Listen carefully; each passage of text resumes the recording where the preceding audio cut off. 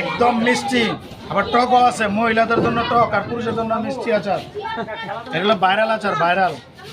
বৈদ্যের বাজার খেয়াঘাট, সোনারগাঁও উপজেলা বৈদ্যের বাজার খেয়াঘাট।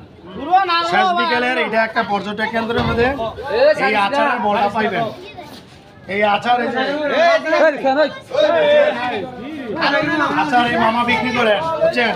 অনেক সুস্বাদু। আমসত্ব আছে, তেঁতুল আছে, এখানে চালতা আছে, বড়ি আছে, সব ধরনের আচার আছে। মানে কোন ধরনের আচার খেতে চান, মুখে দিলে মানে একদম রুচি ফিরে আসবে। মেয়েরা এসে পারো নি মামার কাছে। এই আচার খাইতে হইলে কোথায় আসতে হবে? বৈদ্যের বাজার খেয়াঘাট পর্যটক কেন্দ্র আসতে হবে। হাজার হাজার মানুষের ঢল নামে, আপনারা চলে আসবেন সবাই। আচার খাওয়ার দাওয়াত রয়ে গেল।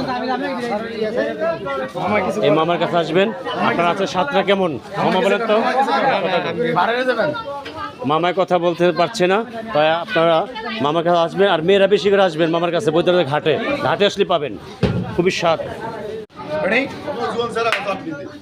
একদম মিষ্টি, আবার টকও আছে। মহিলাদের জন্য টক আর পুরুষের জন্য মিষ্টি আচার। এগুলো ভাইরাল আচার, ভাইরাল।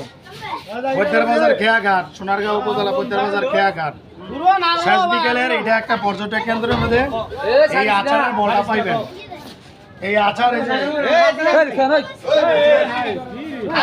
আচার এই মামা বিক্রি করেন, বুঝছেন? অনেক সুস্বাদু। আমসত্ব আছে, তেঁতুল আছে, এখানে চালতা আছে, বড়ি আছে, সব ধরনের আচার আছে। মানে কোন ধরনের আচার খেতে চান, মুখে দিলে মানে একদম রুচি ফিরে আসবে। মেয়েরা এসে পারো নি মামার কাছে। এই আচার খাইতে হইলে কোথায় আসতে হবে? বৈদ্যের বাজার খেয়াঘাট পর্যটক কেন্দ্র আসতে হবে। হাজার হাজার মানুষের ঢল নামে, আপনারা চলে আসবেন সবাই। আচার খাওয়ার দাওয়াত রয়ে গেল।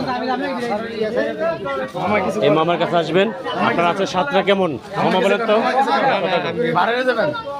মামায় কথা বলতে পারছে না, তাই আপনারা মামার কাছে আসবেন। আর মেয়েরা বেশি করে আসবেন মামার কাছে। বৈদ্যনাথ ঘাটে আসলে পাবেন খুবই স্বাদ।